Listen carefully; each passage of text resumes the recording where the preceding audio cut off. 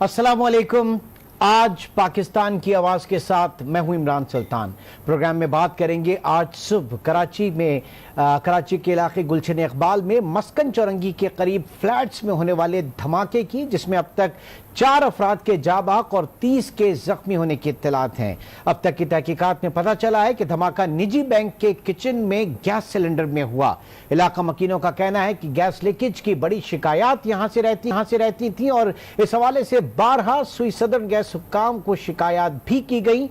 धमाका इतनी शदीद नौयत का था कि इमारत बुरी तरह मुतासिर हुई। दूसरी जानिब सुई सदर्न हुक्काम ने बिल्डिंग में गैस लीकेज के इम्कान को मुस्तरद कर दिया है। ये धमाका कैसे हुआ, क्या उस वक्त सूरत हाल देखी गई और कितनी शदीद नौयत का था, ये जरा जानेंगे इस पैकेज में।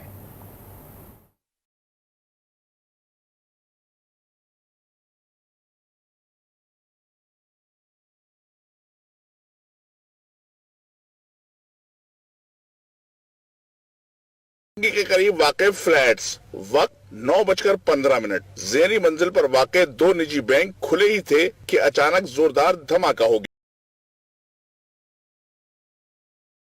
इतना शदीद था कि इमारत की पहली और दूसरी मंजिल का कुछ हिस्सा मुनहदम हो गया, जबकि दीगर फ्लैट्स के शीशे टूट गए।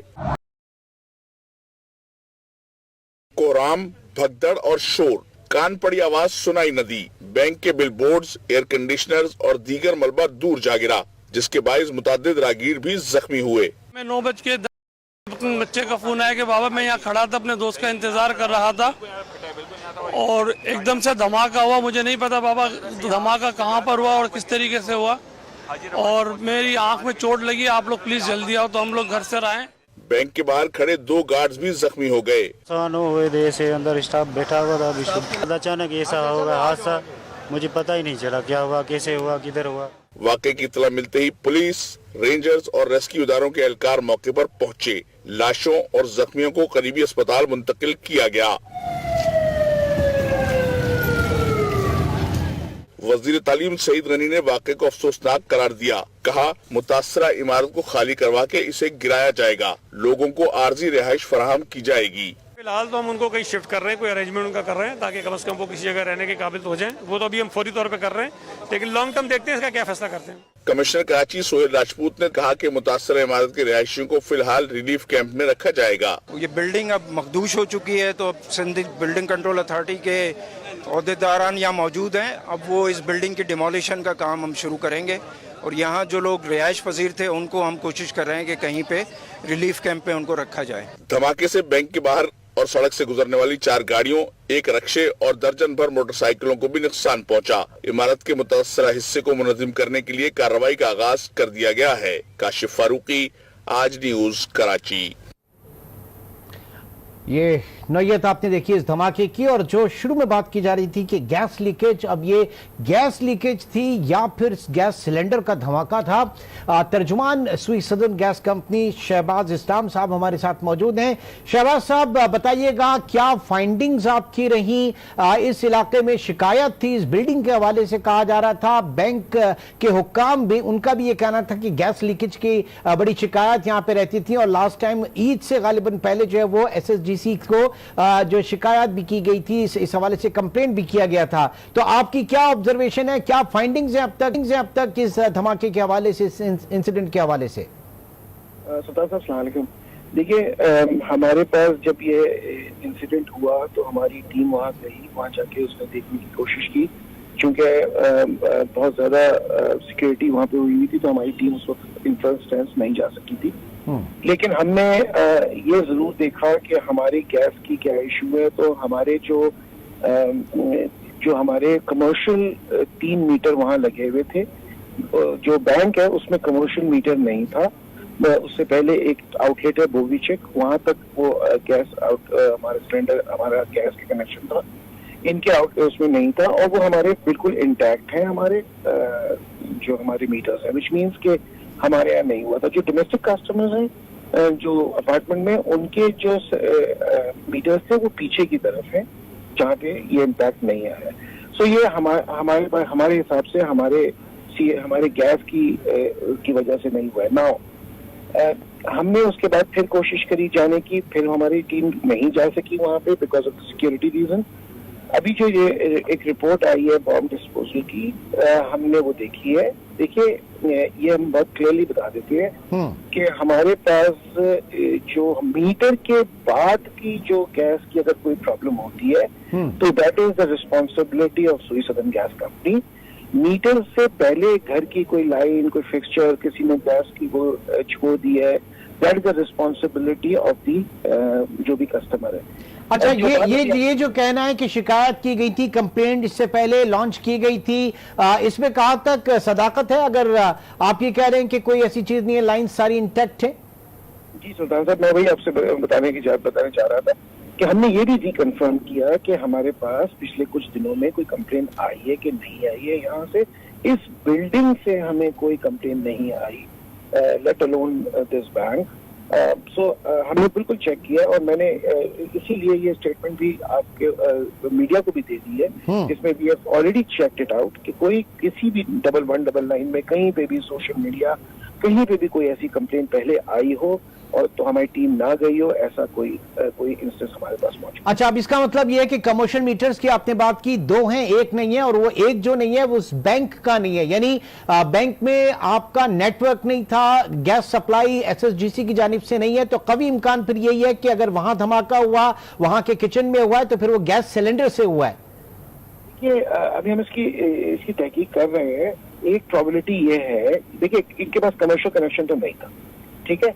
अब एक प्रोबेबिलिटी ये हो सकती है कि ये बैंक ऐसे था कि ये बैंक था ग्राउंड पे और इन्होंने फर्स्ट फ्लोर पे एक अपार्टमेंट जी वगैरह कुछ बनाएंगे। नाउ अगर उस अपार्टमेंट में जो अपार्टमेंट की गैस कनेक्शन होती है वो उन्होंने इस्तेमाल किया था तो वो एक अलग बात है, हम उसको एक्सप्लोर कर रहे हैं। लेकिन इनके पास कोई और ये भी समझ लीजिएगा कि जो डोमेस्टिक कस्टमर के पास गैस आती है वो उसकी बहुत कम उसकी प्रेशर होता है उसमें और उसकी एक स्मेल भी होती है। तो मुझे ये भी समझ में नहीं आया कि अगर खुदा न खास्ता इसी वजह से हुआ है तो एक तो प्रेशर इतना नहीं होता है इतनी बड़ी ब्लास्ट का, और दूसरा कि उसकी एक स्मेल होती है और अगर वो कोई इतना गैस अगर कहीं भर जाए तो वैसे ही समझ में आ जाता है। अब शहबाज साहब, आई डोंट नो आपकी नॉलेज में है ये बात या नहीं है, हमने इसके ऊपर बहरहाल बहुत से प्रोग्राम्स किए हैं कि कराची में जो हाई राइज बिल्डिंग्स हैं जहां पे गैस कनेक्शन अलाउ नहीं है अभी आप लोगों की तरफ से, एसएसजीसी की तरफ से, मोस्टली लोग वहां पे सिलेंडर्स जो है वो यूज कर रहे हैं, लेकिन कुछ बिल्डिंग्स ऐसी भी हैं, मिसाल के तौर पे एक बिल्डिंग जिसको मैंने खुद विजिट किया, उसके ऊपर प्रोग्राम किया है, उसके बराबर में एक सीएनजी स्टेशन था और सीएनजी स्टेशन की गैस जो है वो कमर्शियल उस स्टेशन की गैस जो है वो उस पूरी बिल्डिंग को दी गई है और पूरे नेटवर्क वहां पे मौजूद है आर्म से पाइप का, जो कि बहुत डेंजरस थिंग है। हम उसके प्रूफ्स भी जो है प्रोड्यूस कर सकते हैं। तो ये तो प्रेसिडेंस है इस तरह के इलीगल कनेक्शंस की। देखिए, अगर आप ऐसे कोई प्रूफ दे सकते हैं बिल्कुल हमें दीजिए। देखिए, हमारे पास एक काउंटर गैस थेफ्ट की एक बाकायदा डिपार्टमेंट है, हम उस पे बिल्कुल हम इस किस्म की चोरी पे हम बिल्कुल कोई इस पे लिहाज नहीं करते। उसकी हमारे पास गैस कोर्ट है, हमारा अपना पुलिस स्टेशन है, हम इसमें बहुत रिगरस किस्म की एक्सरसाइज कर रहे हैं बिकॉज ये कौमी दौलत है, इसको और आपको पता है कि गैस की शॉर्टेज होती जा रही है। सो मिस यूज ऑफ गैस हमारे किसी के फायदे में नहीं है। सो अगर और इसमें मैं आपको ये भी बताता हूँ कि एक्ट पास है, गैस एक्ट, उसमें 14 साल तक की सजा भी नॉमिनेटेड है। So what I am saying is कि और ये ऐसा कोई केस आपके पास है, प्लीज हमें दीजिए। हमारी गैस काउंटर थेफ्ट जो हमारी डिपार्टमेंट है ये इस पे एक्शन लेगा और मैं आपके साथ कैमरे में जाके एक्शन लेने को तैयार हूँ बिकॉज ये तो इसके लिए तो हमारे पास कोई जीरो टॉलरेंस है कि कोई अगर इस किस्म की मिसयूज हो रही है। एक बहुत शुक्रिया आपके वक्त का। एक मैं आपको बताऊं कि औरंगी टाउन UC22 का एक केस आपके पास ऑलरेडी मौजूद है गालिबन इस हवाले से। शहबाज इस्लाम साहब, मैं ऑफरेंड याद नहीं है, मेरे पास नहीं है, लेकिन मैं जरूर इसको चेक करा के आपको कल ही इसके बारे में बता सकता हूँ। बहुत शुक्रिया शहबाज इस्लाम, तर्जुमान SSGC, इस वक्त हमारे साथ मौजूद। और उनका यही कहना है कि वहां पर SSGC का उन लोगों ने जो चेक किया जाके उसका मसला नहीं था, उनकी लाइंस इंटैक्ट हैं। ये धमाका किसी और नौयत का है। बहरहाल आगे बढ़ते हैं और जानेंगे कि जब इतना शदीद धमाका हुआ कि बिल्डिंग जो है उसका एक पूरा हिस्सा मुनहदिम हो गया, इस वक्त वहां पर क्या सूरत हाल है। हमारे नुमाइंदा एहसन अब्बासी इस वक्त स्पॉट पर मौजूद हैं। एहसन, बताइए इस वक्त वहां पर क्या सूरत हाल है? इमदादी कार्रवाई किस हद तक पूरी हो चुकी है? लोगों को कितना इवैक्यूएट किया जा चुका है? और साथ ही साथ जो कहा जा रहा था कि उनको रिलीफ कैंप्स में रखा जाएगा, इस बिल्डिंग को डिमोलिश किया जाएगा, ये सारे वादे हुए, कहां तक इसके ऊपर काम जारी है? एहसन जी बिल्कुल इमरान, सूरत हाल जो है वो वाज़े है, इदारे जो है वो हरकत में नज़र आ रहे हैं। इलाके में इस वक्त मैं मौजूद हूँ जहाँ पे SBCA की जानिब से टीम यहाँ पर हरकत में नज़र आती है। डिमोलिश किया जाएगा जो कि ब्लॉक, उस पर कार्रवाई जब से वाक़या हुआ उसके बाद जैसी इमदादी कार्रवाइयों का आगाज़ हुआ तो उसके बाद से ही लोग जो है वो यहाँ पर तमाम इदारे जो है वो मुताल्लिका वो हरकत में नज़र आए। SBCA जो है वो डिमोलिशन के हवाले से अपना काम जारी रखा हुआ है, जबकि इमदादी कैंप के हवाले से भी जो है तमाम तर इंतजामात मुकम्मल कर लिए गए हैं। जो बीच में जो है वो एक मसला पेश आया था निजी अस्पताल में इमदादी कार्रवाइयों के हवाले से, जो जख्मी और जो जाँ बहक अफराद जो वहाँ पे पहुँचे थे उनकी पेमेंट्स के हवाले से, तो उसको भी काफ़ी हद तक देखा जा रहा है। इंतजामात को मुकम्मल तौर पे यहाँ पे देखा गया। जो पुलिस के अफसरान थे जिन्होंने एक रोज़ कबल इस्तीफे दिए हुए थे वो भी अपने घरों से उठ के जो है वो जाए हादसा की जानिब पहुँचे, मुआयना किया। तमाम तफ्तीश कार जो है वो अपनी जो रिपोर्ट्स हैं वो मुरतब कर रहे हैं। अगर कैमरा मैन अतीक आपको मनाजिर दिखाएं तो इस वक्त जो है वो मगरिब चुका है, जो कि सुबह से काम का जारी होने का सिलसिला अभी तक चल रहा है। ऊपर अभी छत पे अगर हम आप मनाजिर देखें तो वहाँ भी मजदूर इस वक्त मौजूद हैं। हो सकता है कि रात गए जैसे अंधेरा होता जाएगा तो काम में जो है वो रुकावटें आए अंधेरे के बाइस, तो काम स्लो कर दिया जाए या रोक दिया जाए। लेकिन ये तमाम जो ब्लॉक है जो मुतासर हुआ है वो पूरे ब्लॉक को जो है वो डिमोलिश किया जाएगा और उसके बाद इसकी जो है वो अब तक की इत्तलात के मुताबिक सिंध गवर्नमेंट की जानिब से वो तामीर कराया जाएगा। अच्छा, वाज़ेह रहा है कि ये जो अल्लाह नूर अपार्टमेंट्स है ये इस वक्त गुलशन के इस मस्कन चौक पे जो और भी अपार्टमेंट्स बने, मेंटेनेंस के हवाले से यहाँ जो इलाका मकीन है उनसे हमारी बात हुई थी तो उनका कहना ये था कि मेंटेनेंस के हवाले से ये अल्लाह नूर अपार्टमेंट जो है वो काफ़ी बेहतर है बनिस्बत बाकी अपार्टमेंट्स के। यहाँ पे सफाई सुथराई का अमल भी जारी रहता है। लेकिन सबसे बड़ी बात यह है कि ये तमाम तर जो पट्टी है ये नीचे जो है वो कमर्शियल पट्टी बन चुकी है। बैंक्स यहाँ पर मौजूद हैं और मुतादिद होटल्स हैं जो यहाँ पर सिर्फ गैस सिलेंडर का ही इस्तेमाल कर रहे हैं, गैस कनेक्शन नहीं दिए गए हैं। क्योंकि माजी में देखा गया था कि गैस की लाइन जो है वो 5 पाउंड से ज़्यादा सिर्फ तंदूर को अलाउ किया जा रहा था सुई सौदन गैस की जानिब से। उसके बाद जो दीगर होटल्स की चेन खुल रही थी उनको अलाउ नहीं किया जा रहा था, जिसके बायस जो है वो गैस में फिर नरखों में इजाफा हुआ। तो तकरीबन जो मार्ट्स थी, जो फूड स्ट्रीट्स थी, वो तमाम जो है वो गैस सिलेंडर पे कन्वर्ट हो गए। तो सब ने अपने अपने गैस सिलेंडर रखना शुरू कर दिए थे। लेकिन आज जो हमने बाकी गैस सिलेंडर्स की दुकानों का मुआयना किया और वहाँ पे जब मनाजिर देखे तो तकरीबन जो है वो यही नज़र आया कि एक्सपायर्ड जो गैस सिलेंडर्स हैं वो इस्तेमाल किए जा रहे हैं। मुतादिद जो LPG के गैस सिलेंडर की तो अब तक जो इस्टेब्लिश हो रहा है मुमकिन तौर पर वो यही इस्टेब्लिश हो रहा है कि गैस सिलेंडर जो है उसका ये धमाका था। देखिए इमरान, जो इलाका मकीन जो फ्लैट के रिहायशी उनसे बात हुई तो उनका तकरीबन का कहना यह था कि आधी जो आवाम थी वो तो नौकरियों के लिए रवाना हो चुकी थी, जबकि जो लोग फ्लैट और घरों में मौजूद थे उनको सिर्फ धमाके की आवाज़ आई। और जो ब्लॉक मुतासर हुआ वहाँ के ज़ख्मियों को फौरी तौर पर जब धमाका हुआ तो वो तमाम मलबा जो था वो गिरना शुरू हो गया। बीम पिलर जो है वो उड़ के रोडों पर गए हैं। जो अतराफ़ में जो लोग मौजूद थे अभी भी अगर आप देखें तो ये डिमोलिश करने का अमल, मजदूर जो है वो कार्रवाई में अपने मसरूफ़ हैं, कार्रवाई कर रहे हैं ताकि जल्द अज जल्द जो है वो यहाँ के जो रिहायशी थे इस ब्लॉक के जिनको मुंतकिल किया गया इमदादी कैंपों में, उनको वापस जो है वो उनके आशियाने जो है वो लौटाए जाएं। अच्छा, ये बताइए, जाहिर है कि ये एक लंबा प्रोसीजर होगा। इस वक्त लोगों ने कहाँ जाने को तरजीह की है? जिन रिलीफ कैंप्स के हवाले से बताया जा रहा था उन कैंप्स में या अपने अजीज रिश्तेदारों के घर? क्योंकि जाहिर है कि कैंप एक मुख्तलिफ चीज होगी और घर से निकल के एकदम कोई कैंप में चला जाए, उनका इत्मीनान किस बात के ऊपर है? क्या अब तक की जो इमदादी कार्रवाइयां और आगे जो ताउन बताया जा रहा है उस पर मुतमईन नजर आ रहे हैं?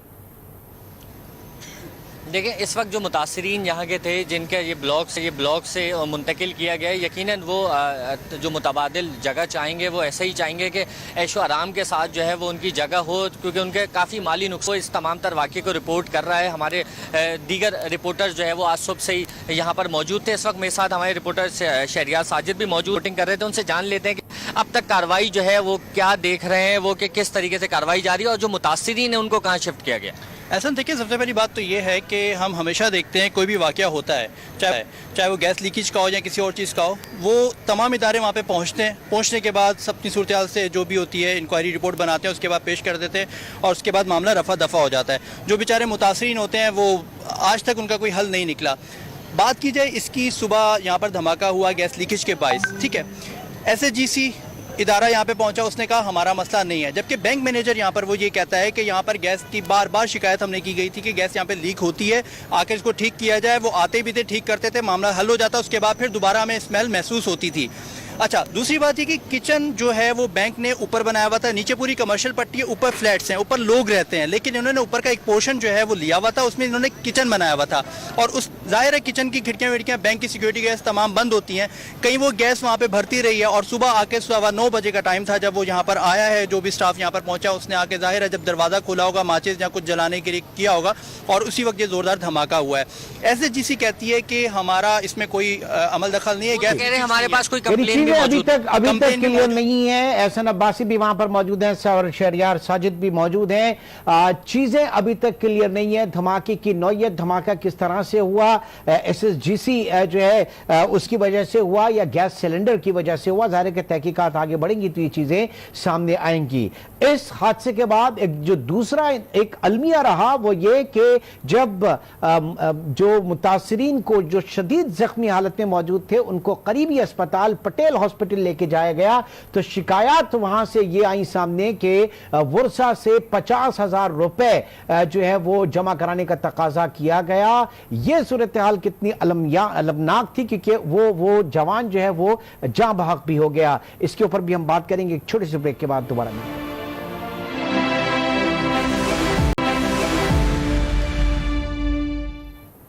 Welcome back. हम बात कर रहे थे कराची में मस्कन चौरंगी पर धमाके की जिसके जख्मियों को निजी अस्पताल लाया गया तो इंतजामिया ने जख्मियों के फौरी इलाज के बजाय बुरसा से रकम का तकाजा किया और हर जख्मी के रिश्तेदारों से फीकस 50,000 रुपए जमा करवाने का तकाजा कर दिया।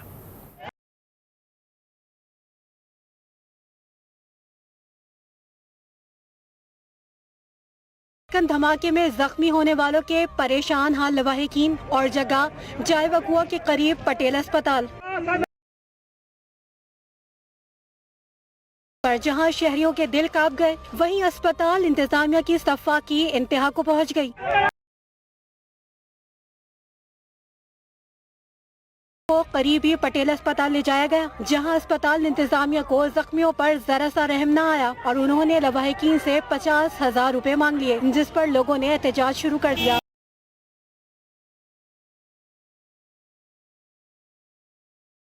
चौरंगी धमाके के मुतासर शख्स ने दुहाई दी कि निजी अस्पताल ने इलाज के लिए 50,000 रुपए मांगे, बाहर निकाल दिया। कुछ देर बाद कहा आपका बेटा जाँ बहक हो गया।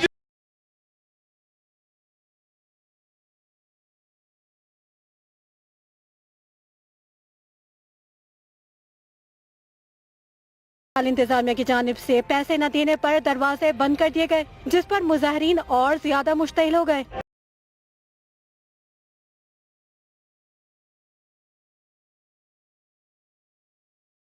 मामला बिगड़ा तो अस्पताल इंतजामिया ने पुलिस तलब कर ली। सेक्रेटरी सेहत डॉक्टर कासिम को ऐलान करना पड़ा कि जख्मियों का इलाज सिंध हुकूमत करवाएगी। सारी ट्रीटमेंट फ्री ऑफ कॉस्ट होगी जिसको फिर हम गवर्नमेंट ऑफ सिंध बेयर बाद में करेंगे। उन्होंने ये यकीन दहानी भी कराई कि वो बजाते खुद अस्पताल जाकर मामले की इंक्वायरी करेंगे। इससे फर्क नहीं पड़ता कि ये धमाका सिलेंडर का था या सुई गैस कनेक्शन का। बहरहाल ये एक हादसा है और इसी से मिलते जुलते रोज हम ऐसे नाकिस गैस सिलेंडर्स देखते हैं सड़कों पर। कराची, पूरे पाकिस्तान की अगर बात करें तो हम सड़कों पर दौड़ते ये बम हैं और ये जो सिलेंडर हैं इन पर हमारे छोटे छोटे से बच्चे बैठे होते हैं। मैं बात कर रहा हूं स्कूल वैन्स में जो LPG और जो सिलेंडर्स वगैरह होते हैं, ये भी एक खतरे की घंटी हैं। एक तरफ तुलबा और वालिदैन खौफजदा हैं तो दूसरी जानिब ड्राइवर्स कहते हैं कि LPG सिलेंडर्स इस्तेमाल करना उनकी मजबूरी है, लेकिन उनकी मजबूरी की हम क्या कीमत अदा करें और खुद वो कितनी बड़ी कीमत खुदा न खास्ता अदा कर सकते हैं। अच्छा बताइएगा कौन से स्कूल में स्कूल में। अच्छा, तो गाड़ी आपने पेट्रोल पे रखी हुई है गैस पे?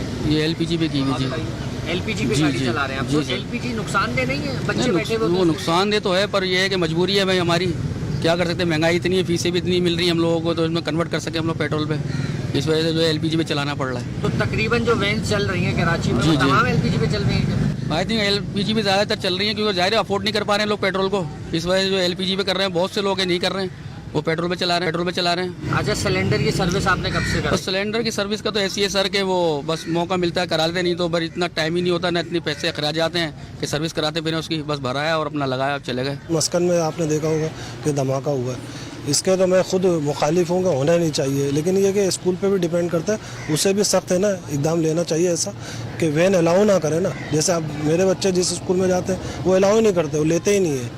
तो इस तरीके से जो है ना, वैसे तो गवर्नमेंट भी इस सिलसिले में है ना काफ़ी काम कर रही है कि मैंने रोज़ है ना चैनल्स पे अपनी गाड़ी में सुनना होता हूँ कि है ना कई गाड़ियाँ हैं ना ये पकड़ी हैं, लेकिन बावजूद इसके ना लोग मानते नहीं हैं। लेकिन ये है कि ये ऐसा होना चाहिए कि मतलब ये एलपीजी और सीएनजी तो बिल्कुल ख़त्म होनी चाहिए, ये ख़तरनाक है। और वो स्कूल वैन में तो ख़ास तौर से मैं तो कहता हूँ स्कूल वैन के अलावा भी जो भी है ना, जो भी ट्रांसपोर्ट ये सीएनजी और एलपीजी भी है, इनको ख़त्म ही होना चाहिए। बल्कि इनके जो स्टेशन है ना जो, वो भी है ना इनके लाइसेंस मनसूख कर दें इनके। 9th क्लास में स्कूल जो है ना वैन में आता हूँ, और वैन में आता हूँ जब वापस आने लगते ना तो हमारे वो वैन वाले जो हैं वो सिलेंडर बड़ा सा रखा हुआ है, गैस भरवाते हैं उसके अंदर। मेरा नाम मोहम्मद ज़हरा है, मैं KG2 क्लास में पढ़ती हूँ, और कल हमें वैन में लेके जाते हैं ना तो गैस भरवाते हैं सिलेंडर में, तो मुझे बहुत डर लगता है, और पीछे ही सिलेंडर लगा हुआ है मेरी। वैन में जाते हैं और जिस वैन में जाते हैं तो वो गैस में है वैन, तो पुलिस जब हम जाते हैं तो पुलिस वाले रोकते हैं, तो वो वैन वाले उन्हें पैसे दे के चले जाते हैं।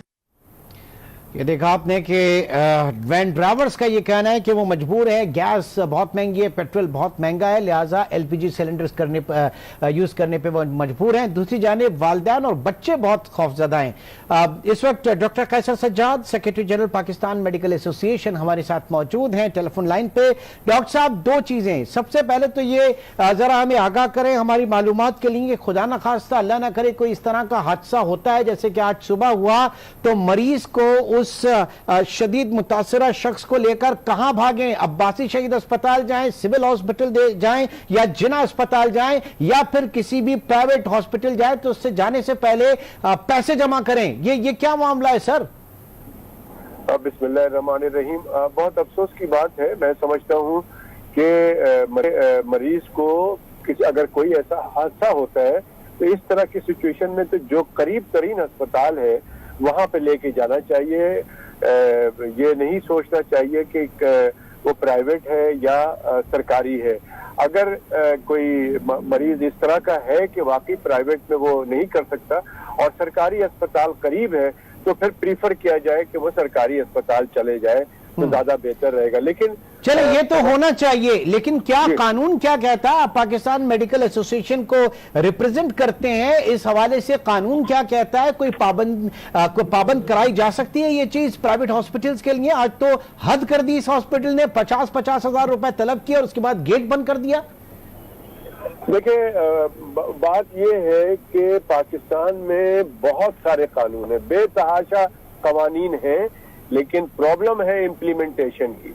इस हवाले से भी जो आप बात कर रहे हैं, इसमें भी कानून मौजूद है, और जो कानून यही है कि जी उस पे आप करीबी अस्पताल में, चाहे वो प्राइवेट हो चाहे वो सरकारी हो, तो इस तरह के जो हालात है इसकी जो सरकार है वो जिम्मेदार होती है, और उसको इन तमाम चीजों को टेकअप करना चाहिए। लेकिन हमारे यहाँ फुकदान है इम्प्लीमेंटेशन का, अमल दरामद का कानून पे, लिहाजा ये प्रॉब्लम तो रहेगी जब तक प्रॉपर तरीके से अवाम की भलाई के लिए, अवाम की बेसिक राइट्स के लिए हुक्मरान नहीं सोचेंगे, तब तक तो ये परेशानी रहेगी। नहीं तो फिर अगर सरकार ही जिम्मेदार है इसकी इम्प्लीमेंटेशन के लिए, तो फिर पाकिस्तान मेडिकल एसोसिएशन किस बात के लिए बैठी है सर? क्या आप इसके ऊपर एक्शन नहीं ले सकते? क्या आप इसके ऊपर अकाउंट फॉर नहीं कर सकते? उस हॉस्पिटल की इंतजामिया को नहीं पूछ सकते कि ऐसा वाकया क्यों हुआ? बहुत अच्छा सवाल किया आपने। देखिए, एक तो मैं आपको ये बता दूं कि हम एक्शन नहीं ले सकते, ये डॉक्टरों की नुमाइंदा जमात है और ये कायद आजम साहब ने इसके मशवरे से, और उन्होंने ये पाकिस्तान मेडिकल एसोसिएशन बनाई थी जब पाकिस्तान बनने के 3-4 महीने बाद, और ये ढाका में बनी थी। और इसका मकसद कायद आजम साहब ने ये कहा था कि डॉक्टर्स की फलाह बहबूद और उसके लिए जो है ये बनाया जाए। लेकिन हम पाकिस्तान मेडिकल एसोसिएशन अब डॉक्टर्स की फलाह बहबूद की बाद में बात करते हैं, पहले मरीजों की बात करते हैं। नहीं, लेकिन अपेरेंटली तो सर यही देखा गया ना कि कमर्शियल एंटिटी के तौर पर चला रहे हैं। इस बारे में तो कानून साजी भी हुई, इसके बावजूद भी ये चीज है। आप भी वही बात बोल रहे हैं, लेकिन ऑन ग्राउंड सिचुएशन तो और दूसरी है। तो पाकिस्तान मेडिकल एसोसिएशन का तो कोई इसमें ताल्लुक नहीं है ना। नहीं, ताल्लुक नहीं है, मैं ये नहीं कह रहा सर, मैं ये नहीं कह रहा कि ताल्लुक है, लेकिन बात यह है कि अगर आप पाकिस्तान मेडिकल एसोसिएशन के प्लेटफॉर्म से इस इशू को रेज करेंगे तो आवाज थोड़ी मजबूत बनेगी, मैं तो ये कह रहा हूं। लेकिन आपने कहा ना कोई एक्शन, मैं उस बात पे बता रहा हूं आपको कि आपने सवाल जो किया है, हम कोई एक्शन किसी के खिलाफ नहीं कर सकते। हुक्मरान की जिम्मेदारी है, क्योंकि उनके पास सारे फोर्स होते हैं, नंबर 1। नंबर 2 बात यह है कि हाँ, अवेयरनेस, और जो कि हम आपके थ्रू अभी कर रहे हैं, जो आप कर रहे हैं वो वही हम कर रहे हैं। हमने जब भी कोई इस तरह की बात होती है, एक दफा नहीं हजारों दफा हमने इस तरह के मौजू पे बात होती है। और आपको भी बता रहा हूँ, आप अभी प्रोग्राम कर रहे हैं ना, अब एक दिन के बाद ये बात खत्म हो जाएगी, सब लोग घर बैठ जाएंगे, खामोश हो जाएंगे, कुछ नहीं होगा। फिर खुदा न खास्ता कोई बात होगी, उसके बाद ठीक है, यही अलमिया है सर, यही अलमिया है। बहुत बहुत शुक्रिया। डॉक्टर कैसर सज्जाद के साथ मौजूद थे।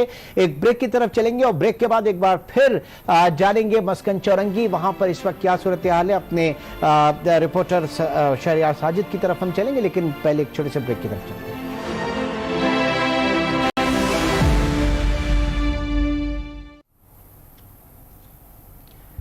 Welcome back. एक बार फिर रुख करेंगे कराची में मस्कन चौरंगी, जहां पर आज सुबह यह हादसा पेश आया। हमारे नुमाइंदे शहरियार साजिद वहां पर मौजूद हैं। शहरियार, बताइए इस वक्त क्या वहां पर काम जारी है, फिर जिन लोगों को वहां से मुंतकिल किया जाएगा कैंप्स में कितने अंदाजन लोग होंगे, ये बिल्डिंग में कितने फ्लैट्स थे और कितने लोग, इब्तिदाई मालूमात क्या अब तक है? इमरान, बिल्कुल, सबसे पहले तो मैं, आपने जो सबसे पहला सवाल किया कि यहाँ पर अभी काम जारी है या नहीं है, तो उसके बारे में आपको बताता चलूँ कि इस वक्त कुछ मजदूर जो हैं वो ऊपर छत के ऊपर काम कर रहे हैं, जो कि इसको तोड़ने के अमल जो है वो जारी है। लेकिन यहाँ पर कोई लाइट का बंदोबस्त नहीं किया गया, तो बज़ाहिर लगता यही है क्योंकि अंधेरा भी हो चुका है, काम को रोक दिया जाए, उसके बाद दोबारा जो है वो सुबह को शुरू किया जाए। जहाँ तक मुतासरीन की बात है, फ्लैट्स की बात है, तो 105 फ्लैट्स हैं ये कुल टोटल, और जिस पोर्शन के अंदर धमाका हुआ था इसमें 8 जो है वो लोग रहते थे। लोग तो खैर नहीं कहेंगे, क्योंकि नीचे सबसे बैंक था और बैंक के ऊपर वाला जो फ्लैट था वो उसमें किचन बनाया हुआ था बैंक वालों ने, और उसके ऊपर जो 2 फ्लैट्स थे उसके अंदर जो है वो लोग रहते थे।